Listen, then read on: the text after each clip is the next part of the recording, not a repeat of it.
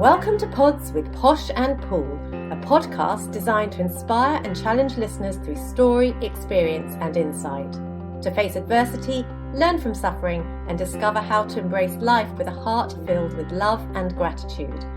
We are so thrilled to have you journey with us and can't wait to share your stories. Join Sue O'Callaghan and Joanne Webb as we disrupt the theory that everyone has perfect lives. Welcome to today's exciting edition of the show, where we are delighted to have our latest guest come and discuss her upcoming book, Be Weirdly Wonderful. Embrace your difference on how to be yourself in this world of perfection and prejudice. Having been born with craniofacial syndrome, she raises awareness on what it's like to look and feel different. She provides tips for coping with challenges, promoting kindness to others, and encouraging students to embrace their differences. Her heart is to make the world a better place for people living with disability, enabling them to feel valuable and worthy members of society through promoting inclusivity in schools and awareness around disability. Having taught for 25 years and studied youth work, she has gone on to have 3 children, 2 of whom were also born with craniofacial syndrome and her youngest with Down syndrome. A talented writer, author and public speaker, we welcome Jenny Woolsey onto Pods with Posh and Pool. Jenny, welcome. Hi Jenny, lovely to see you. Welcome on the podcast. Well, hi Sue and hi Joe. Thank you very much for having me today. I'm so excited to be with you guys. And we are so excited to have you. Jenny, you have got an amazing story. You have got an amazing message to send out to the world. So maybe just take us back to when you were born and what that terrible magazine article wrote about you, and tell us a little bit about your condition. Right, so I was born a while ago now. I won't tell you my age. And you could say I was a shock to my parents. So back when I was born, there were no ultrasounds or prenatal testing. So as far as my parents knew, I was going to be born normal. I hate that word, but you know what I mean by normal. We do. I had 2 older brothers who didn't have any issues or problems, you could say. And so Mum and Dad were expecting a little girl or a little boy with no difference. So, but when I was born, straight away, the midwife said to my mum, there's a problem. And Mum saw me very briefly, and then I was whisked away. And the next thing Mum heard was the midwife calling my dad. In those days, fathers didn't attend the birth, so Dad was at work. And the midwife said to Dad, you need to come to the hospital. Your daughter has froggy eyes. Gosh. So that was how I was introduced to my father. So I was born with a rare craniofacial syndrome. So cranio means skull, facial means face. So the bones in my face, actually the cells grew too quickly. So the bones actually stopped growing too soon. So they are small. So I had fused skull. The bones in my skull were fused. So I wasn't born with soft spots that babies have. And I had really small eye sockets because that's the bones in the eye sockets stopped growing too soon. So I had really bulgy eyes. The middle of my face was too small, so it was flat. But then the lower jaw seems to grow normally, so it was unusually large. Mm-hmm. So I had this very unusual appearance. And then as I grew, it got worse. Okay. So, and it's a chromosomal thing. It's in your DNA, and it just happened. It's just a rare mutation that can happen. So there's no reason for it. But then once you have it, it becomes genetic. And so 2 of my 3 children also have the syndrome. And Jenny, what did the terrible magazine article write about you, just to get it out there in the world so people can hear? That I had a grotesque deformity. That was the attitude of the day. Yeah. So that was in the Woman's Weekly, which was the big Australian magazine, was doing an article on, there was a new craniofacial unit opening up in Australia, and they were doing an article and they were talking about my syndrome and calling it a grotesque deformity. And I was 9 at the time, so I was reading this at my grandma's place. And I looked at the pictures and I was more severe than the pictures. So I'd already been told by society that I wasn't acceptable, because from the moment people saw me, like my parents were told, hide me away, don't bring her out, she's too ugly, she's too different. And they fought that societal prejudice. Yeah. So this article was just another confirmation, I guess, of what society thought of my syndrome. So Jenny, can I just ask how your parents dealt with that at the time? Obviously you say much less was known about the diagnosis at that time. There must have been very little support out there. How did your mother and father cope with that diagnosis? There was absolutely no support for my parents. And there's still very little support today in Australia for parents with children of craniofacial syndromes. But they had friends, so their friends were their support. The church they were attending was their support, and family was their support. Because everywhere they took me, I was stared at, I was pointed at, I was laughed at, I was made fun of. I have many memories of like mum taking me into Brisbane and pulling me up escalators to get away from kids calling me names, and photographers refusing to take my photo, things like that just were common. People can be so cruel, can't they? People can be so cruel. And I think from my experience of teaching in schools, actually children can be the cruelest, can't they? Your own peer group, your own age children. Exactly. Except for the fact that I had friends, and my friends, I think, is what kept me going all through schooling, because most days someone called me names. And and physically would push me over and make fun of me and all that sort of thing that kids can do. But I was very fortunate and blessed that I had friends all the way through primary and high school, and still do, from my childhood, who saw past how I looked and saw the real me. And even as an adult, reconnecting through Facebook, some of them have said, oh, I didn't realize you were bullied that badly because you were always so happy, and I just saw you for who you are. And that's good for me to hear, because your mind often remembers the bad stuff, so it's good to have other people go, hey, this is how I remember you as a child. And Jenny, it's really important, isn't it, as a child, to feel we fit in, that we connect, and that we have things in common. How did you cope with, did you feel a sense of isolation when you were at school because you looked different from other people, or because comments were made? How did you survive that? Because you spend a long time at school through your childhood years, don't you? You say you had really good friends, and you obviously had very supportive parents. Do you think that really affected your self-esteem at school? Definitely. I had a really low self-esteem, particularly in high school, because I had a major surgery when I was 9, and I had a full face reconstruction, and I looked fairly normal after that. But then with my syndrome, your face keeps changing, and so it regressed, so it became similar to what it was pre 9 years old.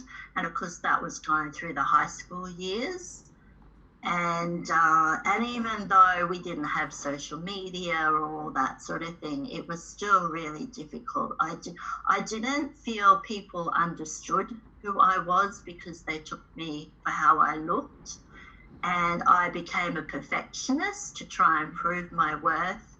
And I joined every activity under the sun to try and prove that I was more than how I looked.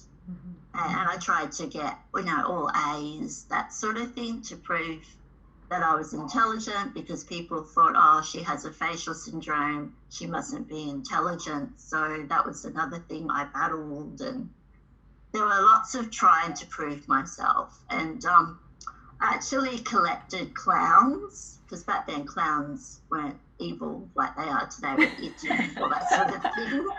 But I collected clowns because I really loved acting, and I really liked the fact that you could paint yourself and be somebody else for a while.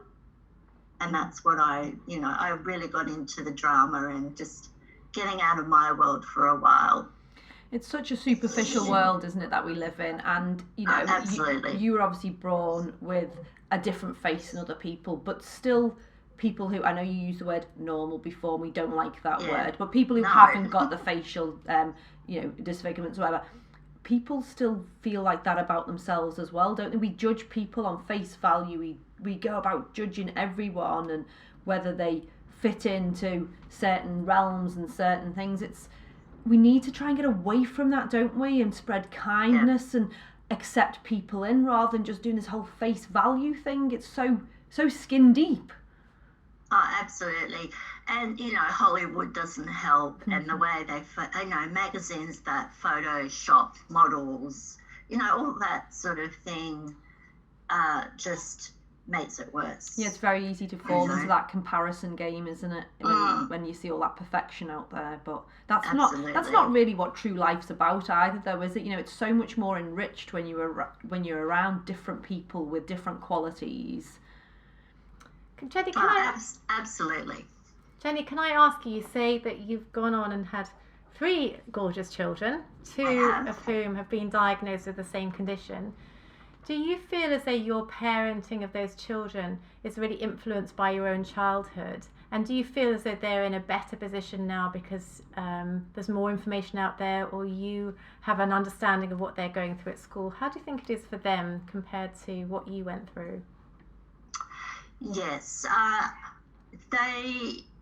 it was still a shock having them, because I had to address all the issues that I had buried inside, because once I had my final surgery, I pushed all those negative feelings and everything inside of me and didn't deal with them. So I knew my first daughter was going to have the syndrome. It was we had heaps of scans and they were pretty certain. So when she was born, it was, yes, she has the syndrome. And I was like, oh, that's fine. But then all the stuff that was inside of me resurfaced.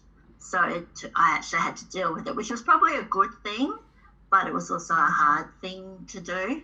But then I was able to support her and then my son as well through all their surgeries and coping with life. But it still hasn't been easy for them, because bullying is still rampant in schools. And as you know, kids are still mean. So I've been able to support them and understand, but it still hasn't been easy for them. And they've still, like when they were little, all the things that happened to me, well, apart from people would take photos of them though, but the pointing and the staring and the laughing, all the stuff that I went through as a child, they also went through. And I think, you are an extraordinary role model to have an authority to speak on what it's like to have negative feelings, because our listeners on Pods with Posh and Pool are very much those that we're encouraging to overcome trauma and adversity and crisis and actually find self-love. But I think at the end of the day, it always comes back to negative feelings, doesn't it? The negative thoughts that we have, and even the words we speak over our own life. What would you say to people out there who, in comparison to your story, maybe are not in such severe circumstances? What would you say to those people who have those negative feelings running through their minds constantly about what they look like in terms of self-image, body image, self-confidence? What would you say? Well, I've come to the conclusion that we are how we are meant to be. We are perfect the way we are. Even if the world sees us as imperfect, we are perfect. And we have to accept this is how we are, this is how we're meant to be, and we do have a life purpose for how we look. And go and talk to someone if you really need to. I did go and see a psychologist, and I laid my whole life bare and worked through all the things that had happened, and that was really good healing. So I definitely recommend that. And then accept your, you could call them imperfections, but they are part of you. And I think we have to embrace them, because if we don't embrace them, we always see them as a negative trait. Mm-hmm. And therefore maybe we're setting ourselves up to fail if we're always looking Definitely. to be the perfect person, as opposed to saying, I'll never be that perfect person, and my flaws and warts and all are part of me, and I'll learn to not only embrace them but love them as well, and take them, the good and the bad, take them with me as well as I go. So you now are in an amazing position. You started to do some public speaking, you're going into schools. Can you tell us a bit more about that? Because I imagine for the people listening to you, they're so inspired by your story and your courage and resilience.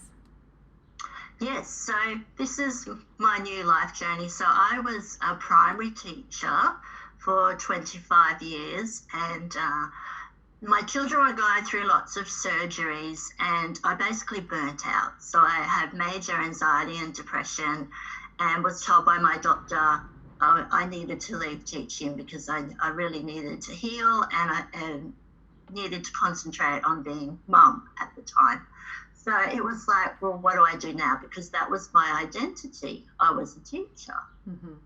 So I've had to reinvent myself. And I knew it had to do with something to do with embracing your differences, because that's my life.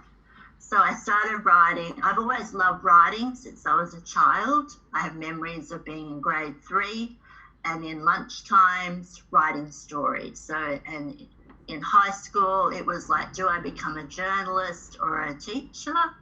But I was really shy because of my face, and I didn't think I could interview people I didn't know, so I went the teaching route.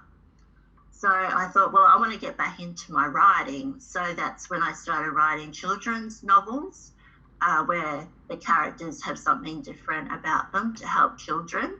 And then that has led into speaking. So now I've started going around schools and speaking to children about facial differences and being different, and embracing your difference and that you are amazing the way you are. And also about bullying, how to cope with that. And also I want to get into more about disability equality, because people with disabilities, there's still a lot of prejudice about. And also I'm also visually impaired, so I have a white cane. So just educating people too on vision impairments. Mm-hmm. You are a wonderful, wonderful public speaker. We've seen you up on stage. You are very entertaining. You are very raw and real, and we like that. And I love the message that you give, and you use words which are perhaps not politically correct, but I think you can use any words you want. So you say things like, being a weirdo is great. And I love that message. And is that the message that you take out to schools? Absolutely. So I do a range of talks, but one of them is it's great to be weird, because people say if you're weird, that's a bad thing. But why is that a bad thing? Why? There are so many people in the world who you look at and go, they're weird, but there's research that says that if you are weird or different, people look at you, and if they haven't seen someone like you before, then the brain searches itself, and if the brain hasn't seen someone like you before, you actually get put into that person's brain, into the long-term memory. And I didn't know this, and I often wondered why people would say to me, hey, I remember you. And I go, well, why do you remember me? I don't remember you.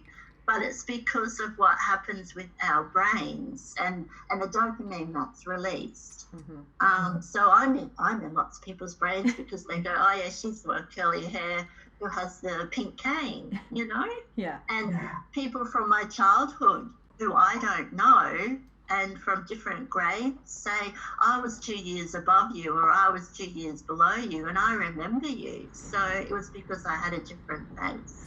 I love it. So And I love we definitely use it to our advantage. Totally. I mean, there's plenty of people in the world who use it to their advantage. And I talk to the kids about Lady Gaga or Steve Jobs or even Stephen Hawking. You know, there are so many people in the world who use being different to their advantage and in a good way. Yeah, and who wants to be normal as such in quotation marks? You know what I mean? So being weirdly wonderful is special and amazing, isn't it? Absolutely. We should all be. We all are, really, aren't we? I think some people just try to hide it. That's right. And people who are really out there get, you know, coming with that though, you do get the criticism and the judgment, but that's when you've got to ignore the haters. Yeah. You've got to just, it can be hard with the social pressure to conform. Mm-hmm. You know, I talk to the children about the world all wants us to be, you know, like round. And if you're square, then it can be really difficult. And even in school, everybody's meant to conform. Yeah. And children who are different, or if they've got something like hyperactivity or ADHD, where they're expected to sit still all day and they can't, you know, it's difficult for them because they get judged. Jenny, I absolutely love the fact that you're going into schools, because schools by their very nature are conforming environments, aren't they, for children to be in? I mean, number one, most schools here in New Zealand and England, I don't know about Australia, they have to wear uniform. We're programming everybody to be the same very much by the way we set up these establishments. What kind of reception are you getting by the children when you're speaking in schools? Well, the last school I spoke at last week, the kids were nudging each other when I brought up that bit. So I thought they got it. The kids got it. I just think, Jo, it's such a lovely message to bring up to children, isn't it? To be different, to stand out for something. And even on social media, actually, the way people can stand out nowadays is to be different. If you want to set up a business, it's because you've thought of that niche market. You're not looking for the market that's already out there. You're looking for that one niche and trying to break headway into something new. So to actually have a topic to speak about, to set up a new business, to write a book, we want to be different. Why do you think in schools children all want, or is it children, not necessarily schools, that just want to be the same, want to find identity with somebody as opposed to finding identity in yourself? Well, I guess schools have a lot to teach with the curriculum. So they want everybody to sit still and all be the same so that it makes it easier for the teachers to do that. And I understand that. Because my youngest child has Down syndrome and I'm mainstreaming her. So I understand the difficulties there are, particularly with intellectual impairment or, you know, autism or the things like that need minor or major modifications. So it makes schools a bit more difficult, but there's also research to say that diversity in schools is a great thing because the other children get to see, one, what society really is. You know, we've come from children with disabilities being segregated away, you know, the people of colour being segregated. So, you know, all our history. But now with where our society is now starting, it's still got a long way to go, but to combine all the different types of people in our world. And if the children don't see them in school, how are they going to cope seeing these people out in the community? Yeah. And that was the major reason why I put my youngest in mainstream, is because I want her living in the community. So I want her growing up with the children in the community. And of course, that's not always easy because kids can be horrible. But then there are people out in the community who are horrible too. Just about Yeah. setting our children up and helping them build up their resilience to that, isn't Yes. there? And helping them love themselves and showing them how amazing they are. And I think you're talking about value, aren't you? The value of an individual. It doesn't matter race, creed, age, or anything. I mean, why do we have so many old people's homes? Why are we not That's living in right. community? Why are we not living in extended family? We segregate all areas of society. So we're talking about actually valuing individuals and actually feeling value for yourself, aren't we, at the end of the day? Absolutely. I was thinking about the old age issue myself. Last night they had on TV, some little 4-year-olds were going into the old age home, and how wonderful that was. And I often think, we do segregate our elderly people away. It's just another form where we're not integrating them into the community. Yeah. So what is the message you can give then in finding compassion? Is compassion something you can teach, or do you think compassion is something that is innately within us in terms of our parenting and the kind of culture and environment we've grown up in? Well, I like to, when I go into schools, my main message is to be kind to other people.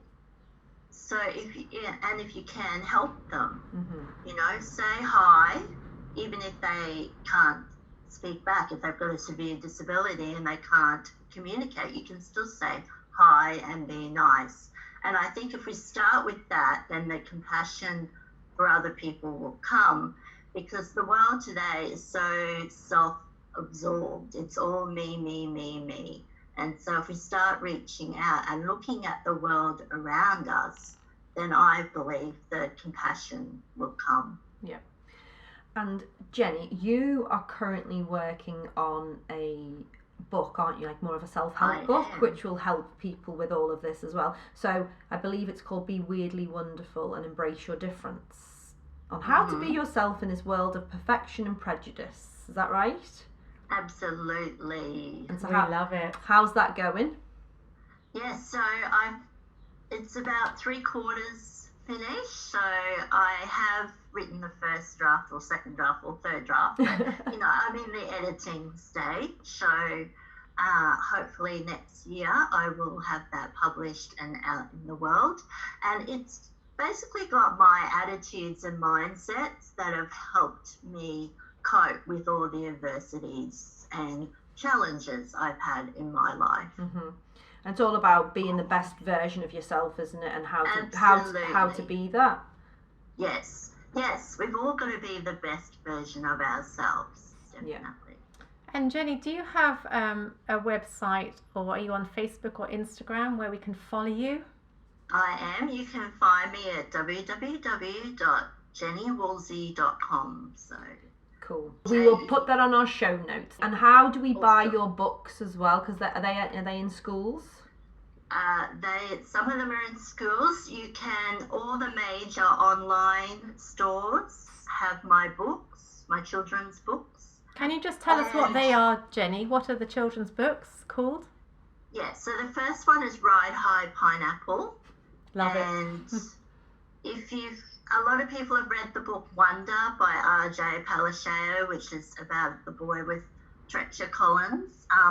So this is my own version of the story. So it's been selling internationally, and it's written as a teenage girl, as her diary. And the main character is based on myself and my daughter. Mm-hmm. So it's actually it's fictional, but it's got some reality in it as well. So it's very raw and honest. And then the second one is called Rockwell the Brave, and that's about a really gentle Viking boy who, and it is a disappointment to his dad, and it talks about male stereotypes, because he's not the rough, tough boy, he's a gentle boy. And I based that on my son, who's a really gentle boy as well. I wanted other gentle boys to have a story where they could identify with the main character. Then the third one I wrote was Land of Britannica, and it's for children of parents who are getting divorced. I was asked to write it, and it's about a girl who finds out mum and dad are getting divorced and she doesn't cope. So she goes into a fantasy world and has to go through a whole heap of challenges, And each of the challenges she doesn't know is representative of the grief cycle that children go through. And then at the end, she has to decide will she go home or will she stay in the land? So you have to read that one to find out what happens. And the fourth one is called Daniel Barker by Power or Blight.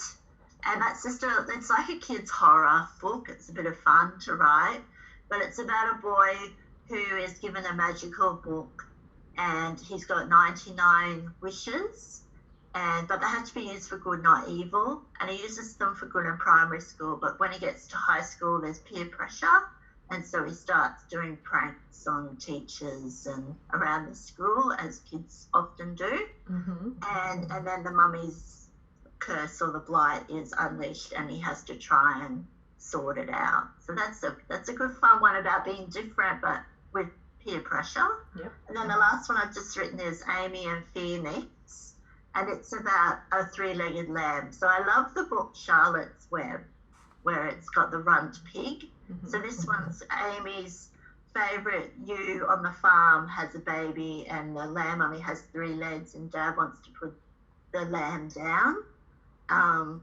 But Amy loves the lamb, so doesn't want the lamb put down.